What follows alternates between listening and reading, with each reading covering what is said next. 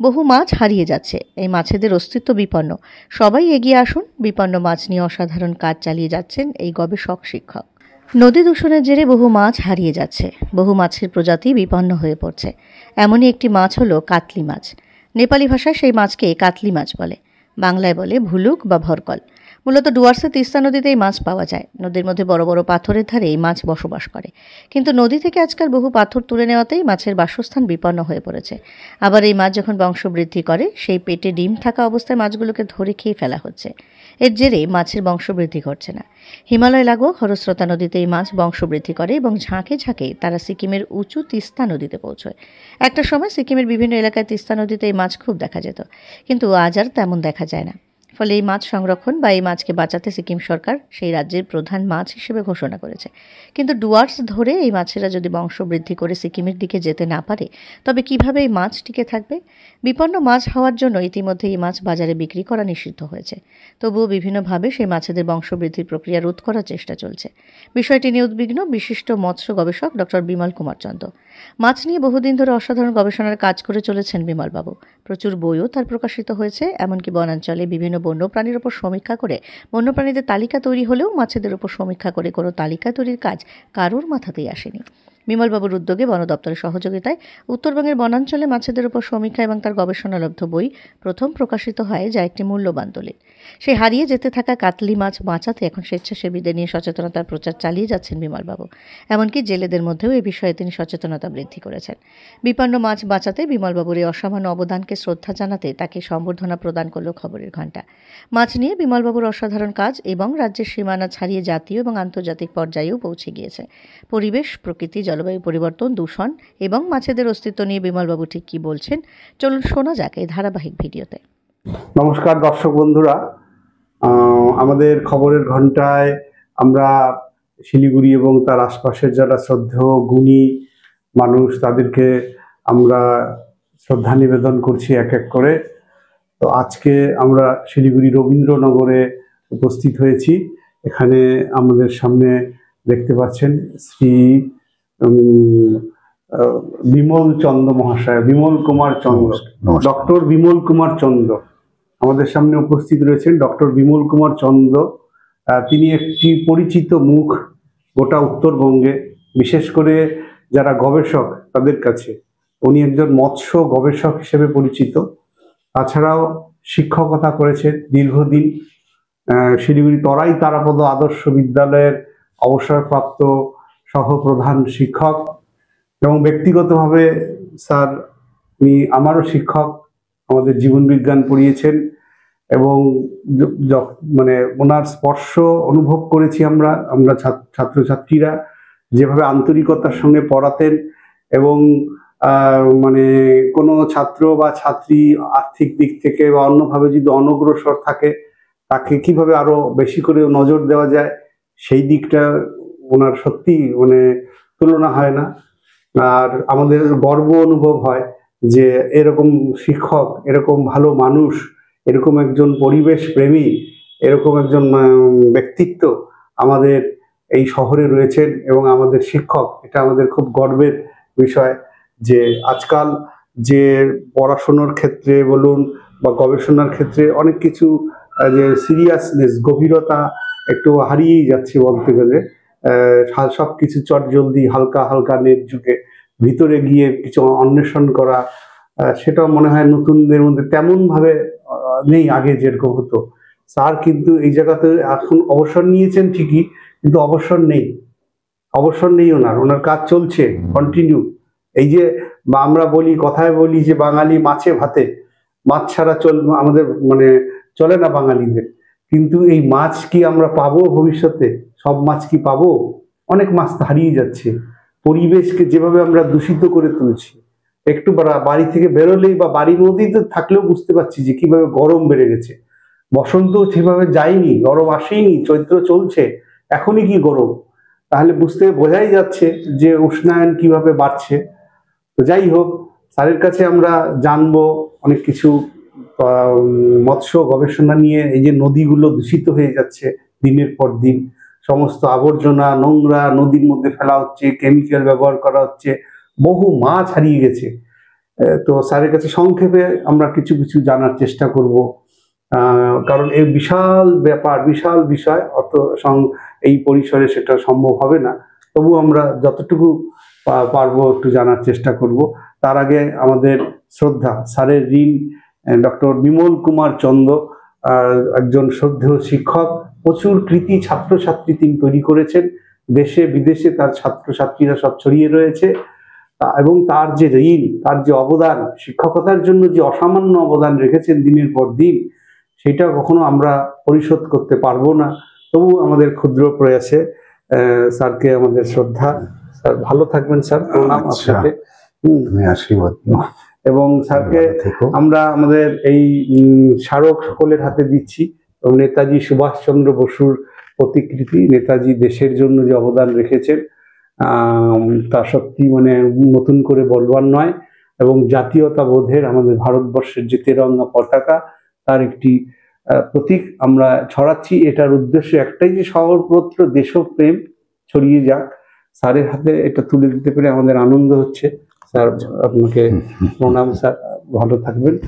তার সঙ্গে একটি গাছের চারা আমরা স্যারের হাতে দিতে চাইছি, সকলের হাতেই দিচ্ছি। এবং স্যার একজন পরিবেশ প্রেমী, ফলে আরো এখানে আনন্দ হচ্ছে।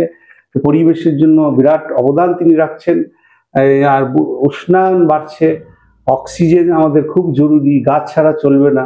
অক্সিজেন যে কতটা জরুরি করোনার সময় আমরা হারে হারে টের পেয়েছি। আর দিনের পর দিন আমরা গাছকে এখনো মানে নিধন করে চলছি।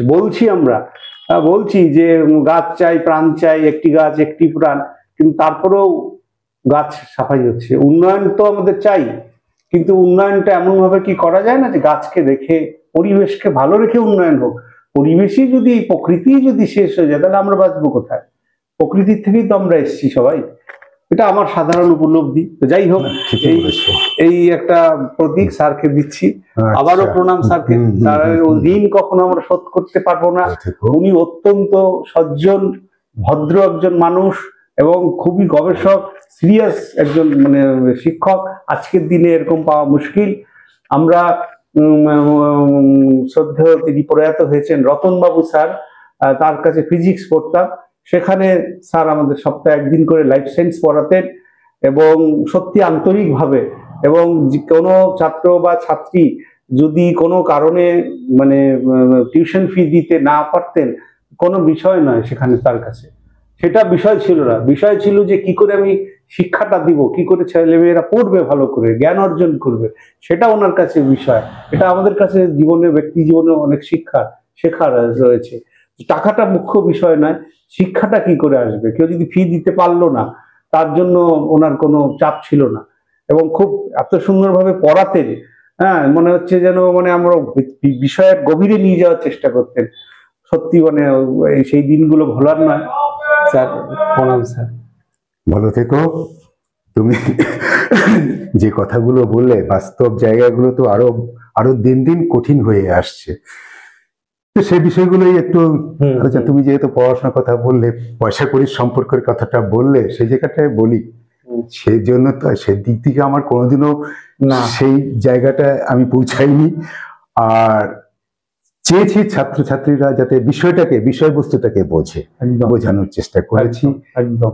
কিন্তু এখনো চাই, কিন্তু কেউ আসে না। বিনা পয়সায় পড়াবো, তাও কেউ পড়তে আসে না। এইরকম এই যে সামাজিক একটা কি বলবো, একটা দুঃসময় বোধহয় চলছে, জানি না এর থেকে উত্তরণ কিভাবে হবে। তবে যাই হোক, চেষ্টা তো মানুষকে করে যেতেই হয়। ভালো মন্দ নিয়েই সমাজ হয়, একদম সমাজের মধ্যে চলতে হয়। তা চেষ্টা করি যতটুকু পারি, গবেষণার মধ্যে দিয়ে হোক, ছাত্রছাত্রীদের মধ্যে যখনই পাই তাদেরকে অন্তত বোঝানোর চেষ্টা করি, বাবা এটা বোঝো, এটুকু এইভাবে চিন্তা করতে হবে। এই চেষ্টাটা চালিয়ে যাচ্ছি, আমি হারি না। হার শিখতে শিখি, হারতে শিখিনি।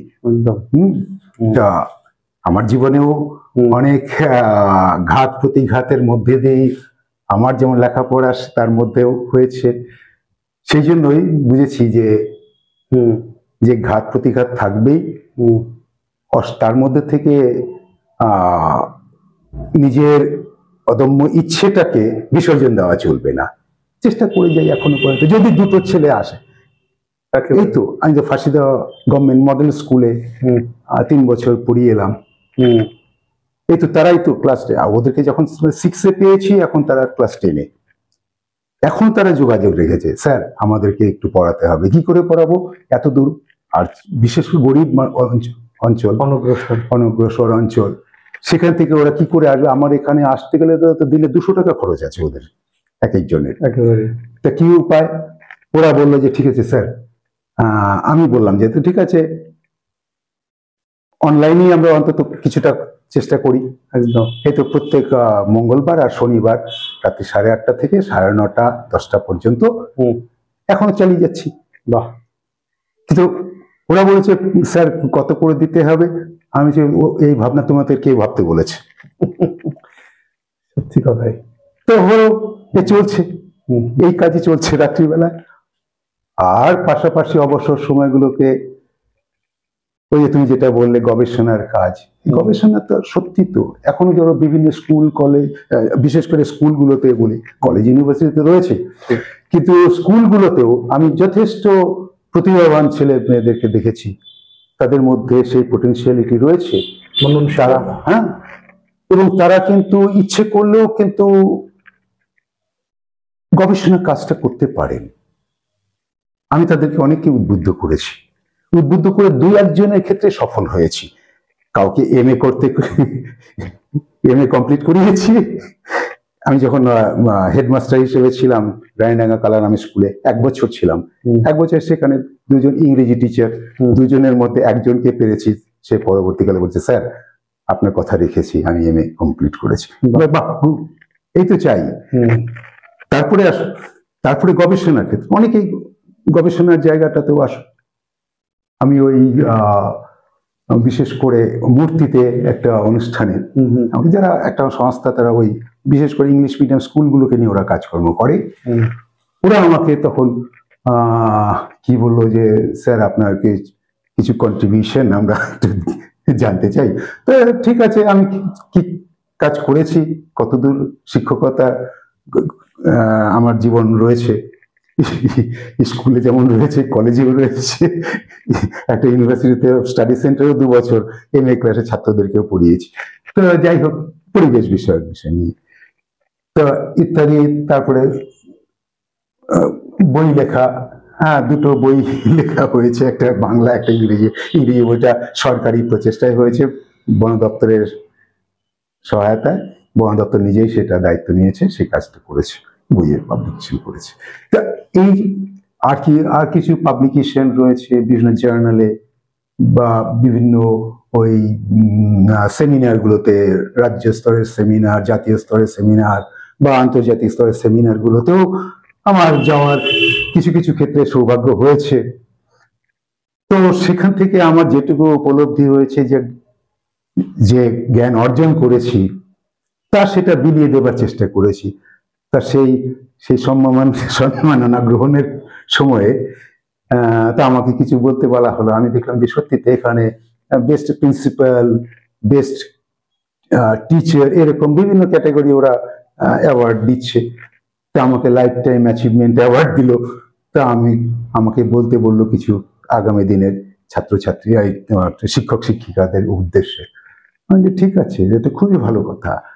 তারা যে স্কুলটাকে এগিয়ে নিয়ে যাচ্ছেন, তাদের কন্ট্রিবিউশন ইত্যাদি রয়েছে। পাশাপাশি ছাত্রছাত্রীদের জায়গাটা ভেবেও কি করা দরকার। গতানুগতিক কি টেক্সট বই পড়লে হবে? গতানুগতিক টেক্সট বই না, পাশাপাশি কিন্তু কিছু হাতে কলমের কাজ যেমন রয়েছে, সেগুলো যেমন পরিচালিত হওয়া দরকার। আমি বলেছি মৌলিক বিষয় যেতে হবে না, সেই জায়গাটা হচ্ছে মননশীলতা তৈরি করার জন্য বিজ্ঞানটা কি, বিজ্ঞানের উপরে তাদেরকে আরো বেশি করে অনুসন্ধিৎসু মন জাগিয়ে তোলার ক্ষেত্রে যে কাজগুলো করা যায়, তা সেগুলো কয়েকটা উদাহরণ দিয়ে আমি বললাম। আমি দীর্ঘদিন যেমন জনবিজ্ঞান আন্দোলনের সঙ্গে যেমন যুক্ত ছিলাম, পাশাপাশি জাতীয় শিশু বিজ্ঞান কংগ্রেস, তার আমি এখানে একাডেমিক কোঅর্ডিনেটর ছিলাম, ডিস্ট্রিক্ট একাডেমিক কোঅর্ডিনেটর দীর্ঘকাল যাবৎ ছিলাম। সেখান থেকে অনুভূতি যেটা হয়েছে আমার, সত্যি তো এই স্কুলের ছাত্রদেরকে দিয়ে আমরা কত কাজ করিয়েছি, এই প্রজেক্ট বেসড লার্নিং, এটার থেকে তো প্রজেক্ট বেসড লার্নিং এলো। এবং তার মধ্যে থেকে তো ওই যে তোমাদের সময় যেমন ওরাল পরীক্ষা হতো, এই ওরালটাকে সরিয়ে দিয়ে এই প্রজেক্ট বেসড লার্নিং এর জন্য তাদেরকে কিন্তু ওই একটা রিপোর্ট জমা দিতে হয়, সেই রিপোর্টের ভিত্তিতে তাদের নম্বর দেওয়া হয়, এই প্রচলনটা হলো। তা এইভাবে সত্যি তো এই কাজকর্মগুলো করতে করতে আজকে যারা শিক্ষক শিক্ষিকা রয়েছেন তারাও যদি এইভাবে কাজ করে একটা নতুন দিশা দেখান, সত্যি তো বোর্ড কাউন্সিল তারা কি করলো, তারা আমাদের এই কাজকর্মগুলোকে দেখে উৎসাহিত হলো। সত্যি তো আরে এই ধরনের কাজগুলো তো ছাত্রছাত্রীদের মধ্যে হওয়ার কথা উচিত।